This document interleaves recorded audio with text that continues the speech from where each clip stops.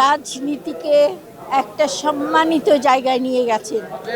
তিনি ছিলেন আমাদের অভিভাবক, রাজনীতিবিদদের অভিভাবক, ছাত্রদের অভিভাবক, এই দেশের ভালো মানুষের অভিভাবক। সেই জন্য তিনি যেসব আদর্শ, তিনি অনেক সংগ্রাম করেছেন, অনেক অত্যাচার সহ্য করেছেন। সেইটা আশা করি আজকের ছেলেমেয়েরা অনুধাবন করবে এবং রাজনীতিকে একটি সম্মানিত জায়গায় নিয়ে আসবে।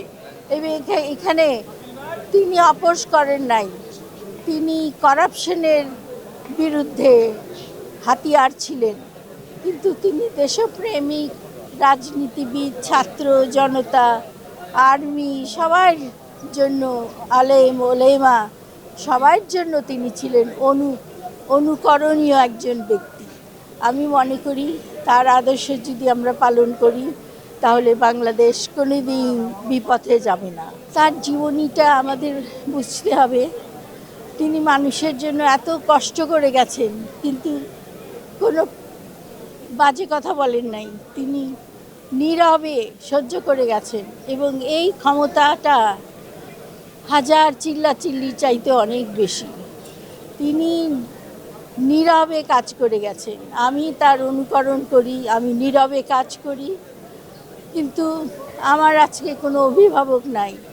আজকে আমার জীবনের উপর যদি কোনো আঘাত আসে, যারা আমার কর্মীদের উপর আঘাত এনেছে তারাই করবে। এবং আমি বলে যাচ্ছি তোমাদের সামনে যে দেখো, প্রতিহিংসার রাজনীতি না, তোমাদের এখন ভুলে যেতে হবে প্রতিহিংসার রাজনীতি। সামনে এগিয়ে আসতে হবে পরম সহিষ্ণুতা, সবার সঙ্গে ভালোবাসা দিয়ে, কিন্তু কোনো করাপশনের সঙ্গে হাত মিলিয়ে না। আজকে এই করাপশনের সঙ্গে হাত মিলিয়ে আমাদের অনেকে এগিয়ে এসেছে, কিন্তু তাদের সময় বেশি নাই, তারা পারবে না আমাদের দেশকে বাঁচিয়ে রাখতে।